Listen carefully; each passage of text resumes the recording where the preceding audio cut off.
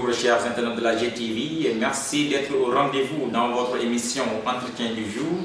Aujourd'hui, on a le plaisir d'être reçu par M. Cheikh Diallo, qui est ingénieur en chimie de l'environnement et protection de la nature, basé ici au Sénégal, à Guédiawaye, à cité Alioune Sow. Bonjour M. Diallo et merci beaucoup de nous avoir accueillis au sein de votre labo. Bonjour M. Sow et bonjour à toute l'équipe de la GTV. C'est un plaisir de vous recevoir dans mon laboratoire. C'est un plaisir aussi d'avoir fait votre connaissance et d'avoir décidé de travailler avec vous pour la promotion de la télé, pour la promotion de la science dans ce pays. Merci d'être ici et vraiment ça me réjouit. Merci beaucoup. Alors M. Diallo, qui est M. Diallo, est-ce que vous pouvez nous parler un peu de votre carrière, votre cursus scolaire de nos jours? Ça me fera plaisir parce que j'essaie toujours aussi d'être quelqu'un qui peut animer les jeunes à réfléchir sur leur avenir. Donc moi je suis Cheikh Diallo, je suis en 1965. J'ai fait mes cours jusqu'en terminale ici, j'ai fait donc mes études jusqu'en terminale. Donc j'ai fait l'école, j'ai fait le lycée de Moundi. Après quand j'ai eu mon bac, j'ai fait une année d'université, pharmacie. À cause donc d'une injustice, donc je me suis un peu rébellé, j'ai quitté le pays, je suis parti au Maroc. Au Maroc, j'ai fait 2 ans de chimie industrielle avec un diplôme de BT à l'école des mines de Marrakech. Et après, donc, je suis parti en Europe. Je suis parti, en fait, je devais être à l'école des mines de Douai, mais malheureusement, avec des complications, donc, je suis arrivé en Allemagne. Et là, donc, je suis resté en Allemagne, j'ai fait 25 ans, là, j'ai fait mon cursus. Et j'ai fait 29 ans en Allemagne, donc, j'ai fait mes études, j'ai continué mes études jusqu'à l'obtention du diplôme d'ingénieur en chimie de l'environnement et la protection de la nature. Et j'ai eu à être particulier et puis j'ai travaillé dans une université qui est l'université de Bochum à gérer un laboratoire de génie civil. Bon, maintenant, on pourrait peut-être, si le temps me permettra, tenter un peu dans les détails parce que c'est intéressant de parler de ce qu'on a vécu pendant ces 40 ans. D'accord. Et étape par étape. Voilà. Alors, vous avez parlé un peu de votre cursus scolaire. Alors, vous avez dit que, de par des complications, vous avez quitté le pays. Alors, c'est quoi le but exactement qui vous a poussé à quitter le pays? Bon, ça aussi, j'ai eu à le dire lors d'une émission d'une radio de la place. Je comprends pourquoi les jeunes quittent leur pays. Parce que quand on est là et on est victime d'une injustice, tant qu'on ne veut que quitter le pays. Bon, moi j'étais en 1986, j'ai été coopté comme candidat pour aller dans un pays de l'Europe de l'Est pour faire des études en hydrologie. Donc j'ai été dans autrefois, les convocations, ça se faisait donc à la télé, bien à la radio et puis dans le service un seul nom qui était le soleil. Donc si vous appelez à la radio et au journal, on dit que M. Cheikh Diallo, vous avez une bourse pour aller faire donc, des études d'hydrologie en Pologne. Donc en fait ça fait pourquoi quoi, tous les gens étaient au courant. Donc maintenant, je me suis mis à gérer les papiers. J'ai eu des contacts avec l'ambassadeur de la Pologne. J'ai tout déposé et maintenant comme moi je suis originaire de Kaolack, donc il y avait la fête de la Tabaski, je me suis dit bon, je vais partir à Kaolack pour fêter la Tabaski et maintenant quand je vais retourner, peut-être les billets ou bien la commission va décider qui vont partir. Parce qu'avant même de partir, j'ai essayé donc de tâter le terrain, de faire des discussions avec l'ambassadeur et les membres de l'ambassade. Bon, en fait j'avais de très bonnes chances, j'étais parmi les meilleurs candidats. Mais malheureusement, quand je suis rentré de Kaolack pour la Tabaski, quand je suis arrivé, ils m'ont dit que bon, les gens sont partis. C'est-à-dire que ma place a été vendue. Donc ça, c'était une déception. Et donc, ce qui fait que donc, je voulais plus du pays. Parce que moi, je ne crois pas qu'une certaine injustice puisse régner dans ce pays. Bon, en fait, si ce n'était pas officiel, j'aurais compris. Mais bon, comme c'était officiel et c'était dans le journal et tout ça, alors c'est un choc. Bon, quand on est encore jeune, on a peut-être 25 ans, 22 ans. Tous les gens pensent que tu serais en Pologne et maintenant vous vous retrouvez donc au Sénégal. Donc vraiment, c'est très choc. Donc ça a poussé à l'immigration. Donc je me suis dit, coûte que coûte, je vais quitter ce pays. Donc j'ai tout fait pour le quitter. Bon, mais de manière légale. Bon, comme il n'y a pas de visa entre le Maroc et le Sénégal, donc moi j'avais cherché donc, à faire une formation en matière de business ou de marketing au Maroc. Donc je suis parti au Maroc pour faire des tests dans une école de formation. Mais malheureusement, les tests n'ont pas du tout, donc je suis resté là-bas. Et maintenant, avec des relations à gauche, à droite, avec l'aide de certains Sénégalais que j'ai trouvés, donc j'ai pu avoir donc, une prescription dans une école des mines, qui est l'école des mines de Marrakech. Et j'ai fait là-bas 2 ans. Maintenant, quand je suis arrivé, on est arrivé au mois de décembre. Donc on est arrivé à Marrakech au mois de décembre. Les élèves devaient prendre des vacances de Noël, donc ils les ont pris. Et après, donc, le mois de janvier, on devait faire des examens. Donc comme nous, bon, on a arrêté pas mal de cours, donc j'étais le dernier ce semestre-là. Donc juste après les examens, donc, on est parti en stage à Safi. Et là, donc, j'ai eu contact un peu avec le racisme, quoi, parce que j'étais avec une copine qui était toute noire. Donc, quand on est arrivé donc, à Safi, on voyait que bon, y avait un peu de racisme, quoi, parce que comme eux, ils n'ont pas l'habitude aussi de voir des gens noirs, donc c'était un problème, parce qu'on habitait dans un quartier populaire. Bon, mais ça n'a rien fait en fait de mal, c'est-à-dire les gens c'était un peu curieux. Bon, nous on ne s'attendait pas à ça, parce qu'on est dans le Sénégal qui est un pays de la teranga, où les gens sont à l'aise, même s'ils voient des toubabs, les petits gosses ils disent toubab, toubab, mais il n'y a pas rien d'agressivité, quoi. Bon, mais bon, malheureusement, donc c'était pas été compris.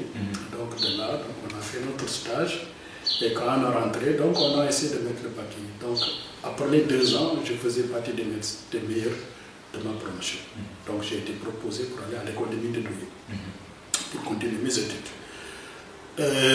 Quand j'ai préparé donc, les papiers aussi, bon, là aussi c'était une petite déception parce que les responsables de l'école des mines de Douai vous disaient oui, il faudra tout préparer, chercher le visa, tout. Et maintenant, 2 jours avant de venir, il faudra nous appeler. Donc malheureusement, quand je les ai appelés 2 jours avant, comme j'avais déjà acheté le billet, donc ils m'ont dit que non, vous n'avez pas été retenu.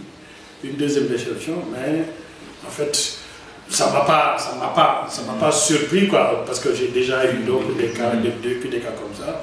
Je me suis dit, donc il ne faut jamais se délaisser, il faut continuer à se battre. Donc maintenant, je suis parti en France, j'ai une tante, j'ai passé 2 mois là-bas chez ma tante. J'ai eu la chance aussi de travailler quand je suis arrivé. Et maintenant, avant de quitter le Maroc, j'avais déposé donc, des visas pour entrer en Allemagne parce que j'avais des prescriptions. Donc maintenant, chaque lundi, j'appelais au niveau du consulat pour savoir est-ce que le visa est arrivé. Donc c'est comme ça, quand le visa maintenant est arrivé, j'ai quitté donc, Marseille pour retourner à Casablanca, prendre mon visa et repartir en Allemagne. Mais bon, peut-être il y a quelque chose aussi qui... En fait, tous les 4 voyages que j'ai faits du Maroc en France, aller-retour, j'ai fait ça en bateau. Donc, je n'ai jamais pris un bateau. Donc, quand j'étais dans le bateau, c'était quelque chose aussi qu'on devait vivre. Parce qu'être dans un truc qui se déplace à l'eau, je suis coloca, je ne sais pas manger. Bon, mais les conditions ne me permettaient pas bon, de prendre un avion. Mais malheureusement, heureusement, ce n'est pas quelque chose que j'ai regretté parce que j'ai appris pas mal de choses sur ça. Alors, vous avez choisi la science, vous êtes spécialisé en chimie. Voilà. Quelles sont les activités que vous pratiquez dans ce domaine et depuis combien de temps vous êtes dans ce travail? Ok, là aussi je serai un peu long parce que quand j'ai quitté le Sénégal, je ne voulais pas faire la chimie, je voulais faire comptabilité, gestion, tout ça. J'arrive en Allemagne par malchance, donc faire la chimie industrielle. Donc quand j'ai fait la chimie industrielle, voilà, 2 ans après avoir eu un diplôme. Donc quand je suis arrivé en Allemagne, j'ai voulu faire l'électrotechnique. Électrotechnique parce que, comme j'ai déjà fait la chimie, je me suis dit je vais essayer de faire autre chose. Mais malheureusement, vu les conditions, ce n'était pas réuni parce que je devais attendre, parce que j'ai terminé. En Allemagne, c'est comme ça, quand vous arrivez, ouais, c'était comme ça. Quand on arrive, on fait d'abord les cours de langue. Ça dure 6 à 9 mois. Après les cours de langue, vous faites donc un examen d'entrée à l'université. Et si vous faites l'examen d'entrée à l'université, si vous réussissez, vous pouvez faire, si vous avez un bac scientifique, vous pouvez faire toutes les matières. Bon, moi, ce que je voulais faire, donc l'électrotechnique, mais malheureusement, on m'a dit, parce que j'ai terminé au mois de mars-avril, mois de mars-avril, donc je devais encore attendre un semestre. Alors que ma situation financière ne me permettait pas d'attendre donc un semestre. Je me suis dit, écoute, donc je vais faire la chimie. Donc j'ai recommencé ça, j'ai fait la chimie. Quand j'ai fait la chimie jusqu'à la licence, à l'université de Bochum, qui est une très grande université, qui a été faite donc vers les années 1965, tout juste après la Deuxième Guerre mondiale, ou bien après l'événement de la houille et tout ça. Donc c'est une très grande université internationale. Alors je me suis dit, il faut que je fasse quelque chose qui a beaucoup plus avec la personne, avec la vie humaine. Donc j'ai cherché à faire ce qu'on appelle la chimie de l'environnement, la chimie analytique. Alors c'est comme ça que je suis parti à Krefeld. À Krefeld, donc j'ai fait la chimie de l'environnement.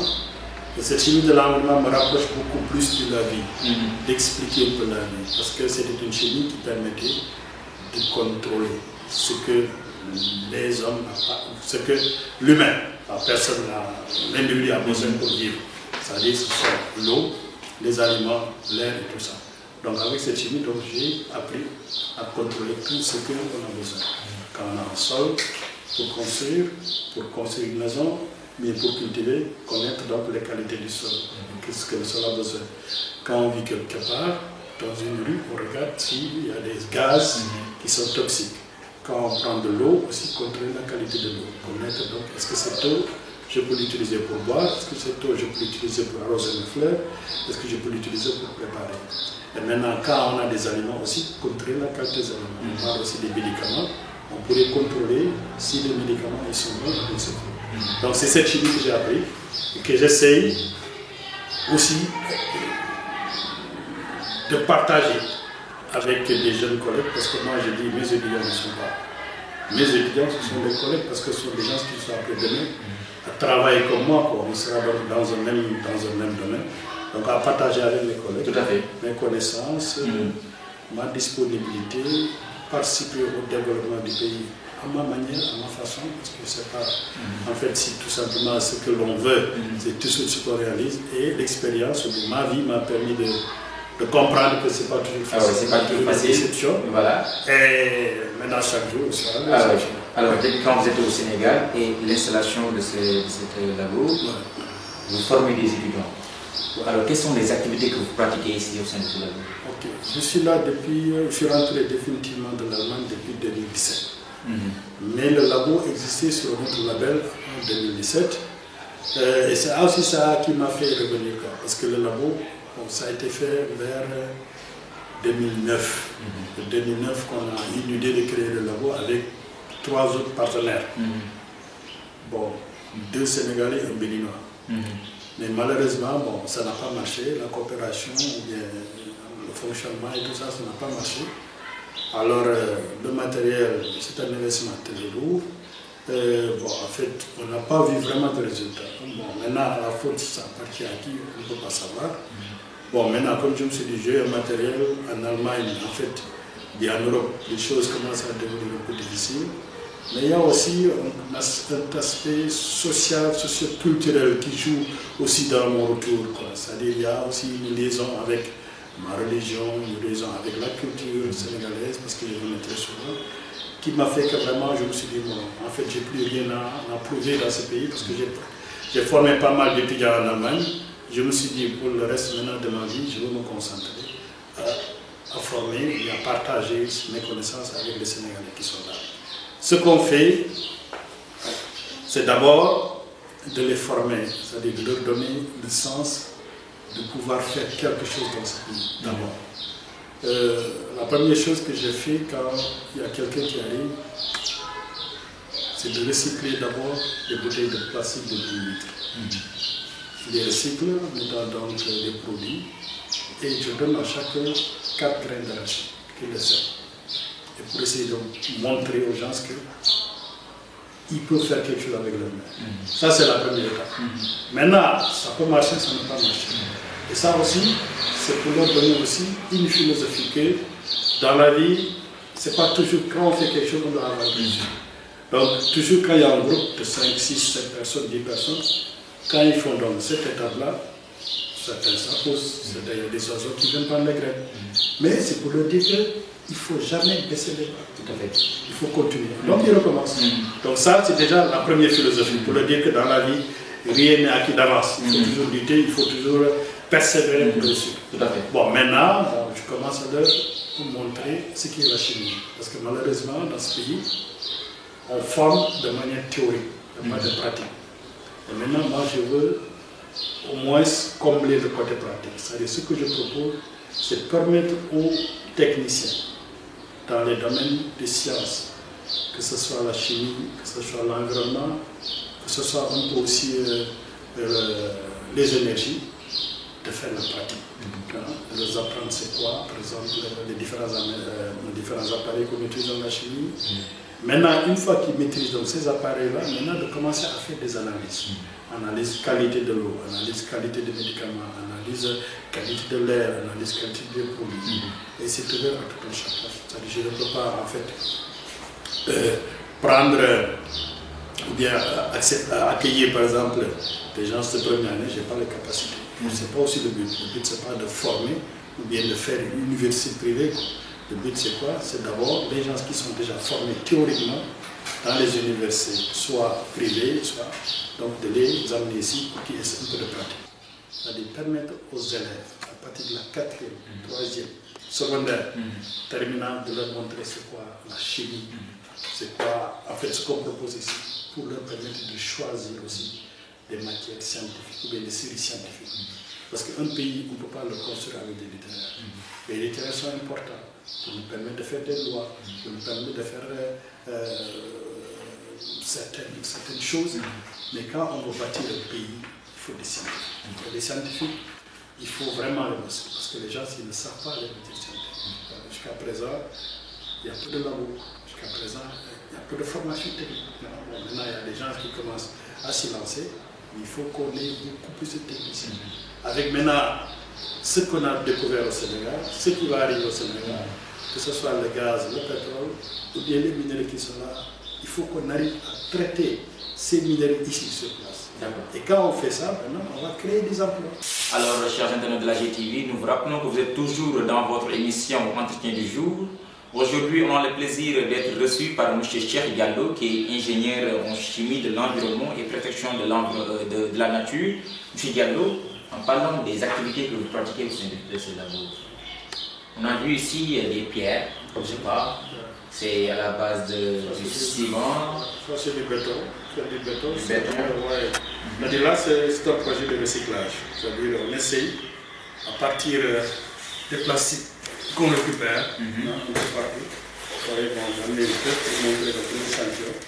Donc, c'est les plastiques qu'on reçoit, c'est le plastique de la ménagère, sur les plastiques, donc c'est certains plastiques, d'autres plastiques qui viennent sous forme d'emballage, qu'on essaie maintenant de recycler avec du sable, c'est-à-dire on cuit, c'est-à-dire c'est une transformation thermique du plastique avec du sol. Et maintenant, on met ça donc dans des formes de moules qui sont comme ça, parce que les moules en général ils sont normés. Donc là, c'est une moule de 16-32. Ici, c'est une moule de 10 jusqu'à 20. Bon, maintenant, tout ça, ces développements nous permettent plus tard donc, de faire soit des pavés qui sont comme ça. Des pavés qui seront comme ça. Donc ça, c'est à la base du plastique. Bon, ça, c'est pas à la base du plastique, mais on a fait déjà un comme ça. D'accord. Ça a été rendu. Mais on s'est basé sur ça. Il y a un client qui est venu, qui m'a montré ça, il me demandait est-ce que vous pouvez le faire. Alors, donc, on l'a fait.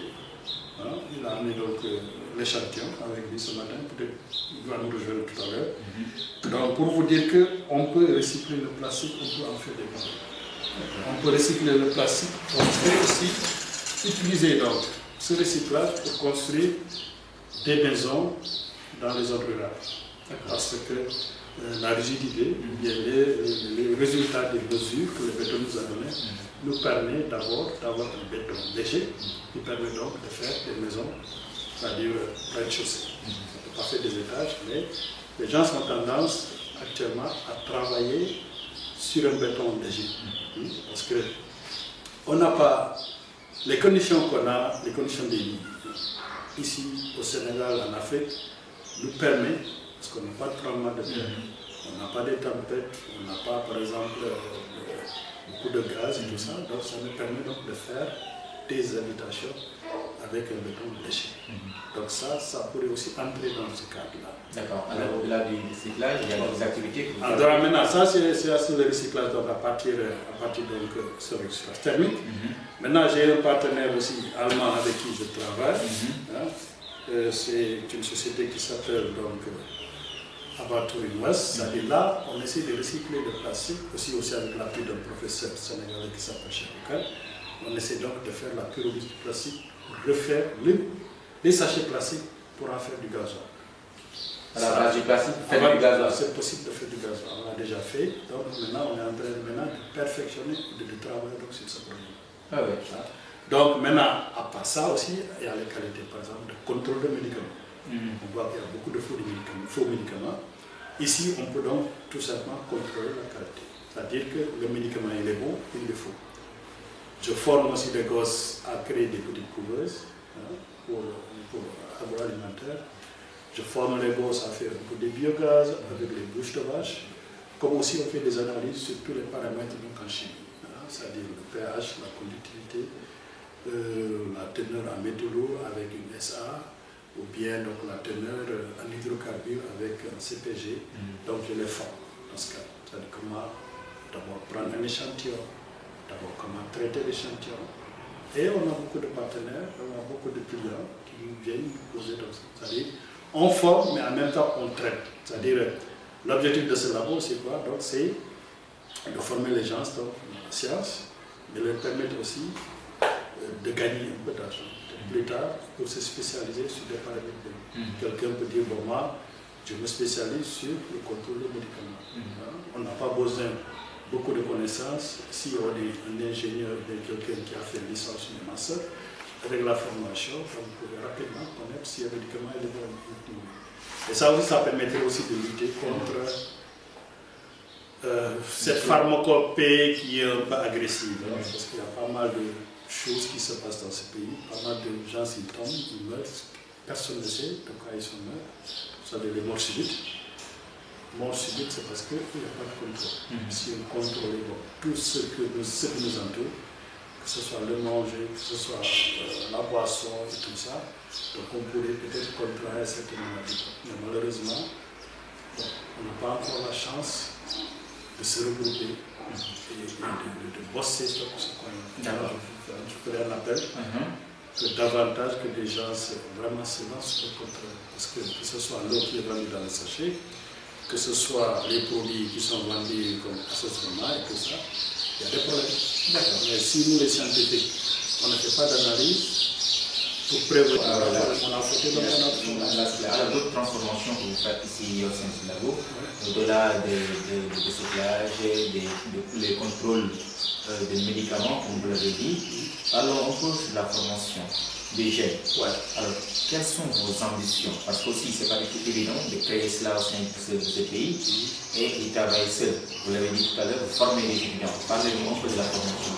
Comment ça se passe? Bon, on forme les étudiants, d'habitude ce sont des étudiants qui viennent soit des universités nationales ou des universités privées.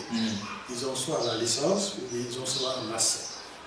Bon, comme je l'ai dit au départ, dans la majeure partie des écoles et des universités, ils n'ont pas la chance d'accompagner ces étudiants. Parce que vu le nombre pléthorique qui existe dans les universités, donc les gens n'ont pas cette chance. Donc moi je leur donne donc la possibilité d'intégrer un groupe d'incubation. Et ce groupe d'incubation, c'est maximum 10 étudiants. Ils viennent régulièrement, bon pour le moment c'est 3 jours, ils vont venir plus tard régulièrement, faire des cours ici. C'est-à-dire faire des cours pratiques, mais en même temps aussi sortir voir qu'est-ce que le pays a besoin. C'est-à-dire on va faire des sorties au niveau de cette industrie, on va essayer de générer même des postes, et si possible aussi dans la formation, de se spécialiser sur le contrôle. Parce que moi je vois par exemple, s'il y avait des gens engagés avec l'appui du gouvernement, ils pourraient créer des institutions de contrôle. Par exemple, l'eau qui est vendue dans les sachets, il n'y a aucune structure qui la contrôle. Tout à fait. Il n'y en a pas. Et il y a des problèmes là-dessus. Ah bien sûr, il y a des problèmes. Il y a des problèmes. Parce que normalement, on ne peut pas mettre dans du plastique On ne peut pas mettre l'eau dans les plastiques et le vendre comme ça. C'est contrôlé. Il y a un truc qu'on appelle le FRA. Mais est-ce qu'il y a régulièrement des contrôles? Les produits qu'on vend dans les boutiques aussi, la même chose. Il faut régulièrement contrôler tous les produits, que ce soit le sucre, que ce soit la farine. Ce n'est pas que l'usine qui produit, il a fait ses contrôles, c'est fini. Il faudra contrôler. Parce que quelqu'un, il peut faire de contrefaçon. Bon, maintenant, le gouvernement ou l'État ne peut pas tout faire. Il faut que maintenant qu'ils essaient donc de libérer, de donner des autorisations à certaines gens, des jeunes, parce qu'ils sont beaucoup plus flexibles. Parce que quand on sort de faire une structure, donc c'est tellement lourd, des trucs administratifs, mais quand ils permettent aux jeunes, par exemple, de faire des accords, bon, des startups, qui vont contrôler tout ce que les gens ont besoin. Contrôler l'air, parce qu'en fait, pour l'air, pour l'eau et tout ça c'est l'État. D'accord, tout à l'heure vous avez parlé du pétrole. Le Sénégal, bon, il y a ces tensions, on parle beaucoup sur le pétrole. Le Sénégal a dit le pétrole de passer par là. Alors, la science avec le pétrole, qu'est-ce que vous pouvez parler sur ça? Bon, moi en fait, ce que je peux, c'est tout simplement montrer aux gens c'est quoi le pétrole, qu'est-ce qu'il y a dans le pétrole. Maintenant, de montrer c'est quoi le pétrole, faire des analyses de son importance. Maintenant, je sais, bien dans la formation, nous en saurons que si on fait le raffinage du pétrole, on a différents produits. Et ces sous-produits-là, on peut les utiliser pour pas mal de choses. Par exemple, si on prend une certaine fraction du pétrole, on peut, si on fait des ajouts, faire de l'alcool, on peut, si on met des ajouts, faire du plastique. À la base du pétrole, on fait du plastique. À la base du pétrole, on peut faire du plastique, comme à la base du plastique, on peut faire du pétrole. Parce que je l'ai dit tout à l'heure. Donc, on peut faire du plastique, on peut faire des alcools, on peut faire du goudron, on peut faire des pneus et tout, du caoutchouc et tout ça. Donc, c'est à partir de la base du plastique. Maintenant, il faudra que nous arrivons d'abord à montrer que ça c'est possible, théoriquement et pratiquement. Et maintenant, si c'est possible et qu'on trouve des moyens de créer des startups, les gosses ils peuvent se regrouper, créer donc des startups, créer des petites usines de transformation.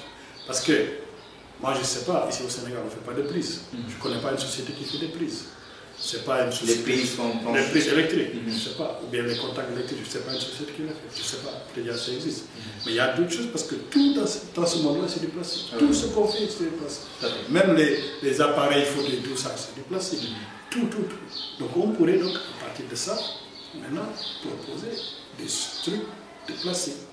Et là aussi, par exemple, quand il y a des sociétés de transport et tout ça, tout ce qui est dans les voitures, c'est du plastique. Essayez donc de dire aux gens le contenu des voitures de transport, des trains et des bus et tout ça, qu'on fasse donc le contenu, le plastique qui est demandé, qu'on essaye de valoriser notre pétrole pour le faire. Bon, ça va se faire donc aujourd'hui ou demain, comme donc le pétrole, on envisage dans les années à venir, il faut que dès maintenant, on dise aux gens c'est possible. On nous dit aux gens maintenant comment le faire. On essaie de tâter à gauche à droite. Bon, maintenant, avec ça, donc, les jeunes pourraient donc demain créer donc le propre. Alors, j'ai dit alors l'émission qui est à sa fin, la GTV vous remercie.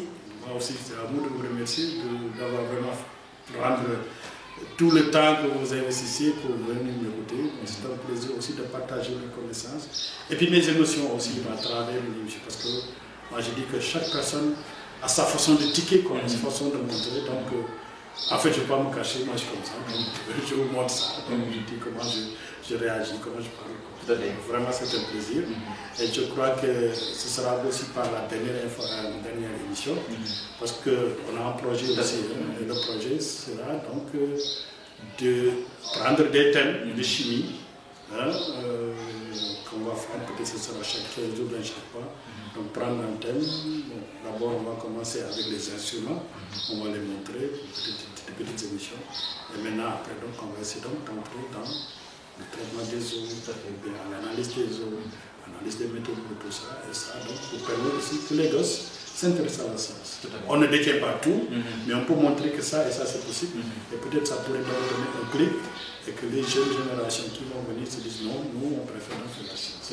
Je vous remercie aussi pour ça, et là, donc le bon Dieu nous aide pour qu'on puisse réaliser tout ça. Amen. Alors, chers internautes de la GTV, c'était votre émission Entretien du jour. Aujourd'hui, on a le plaisir d'être reçu par M. Cheikh Diallo, qui est ingénieur en chimie de l'environnement et la protection de la nature. Aujourd'hui, on n'est pas avec un directeur d'institut ou bien un directeur d'école, on est là avec un scientifique, un chimiste. C'est ça la GTV, toujours au service de l'éducation, toujours au service des études, toujours au service de la lutte. Alors, nous donnons rendez-vous la semaine prochaine pour un autre numéro d'Inch'Allah. D'ici là, portez-vous bien. Merci beaucoup, M. Diallo. Merci, M. Merci beaucoup.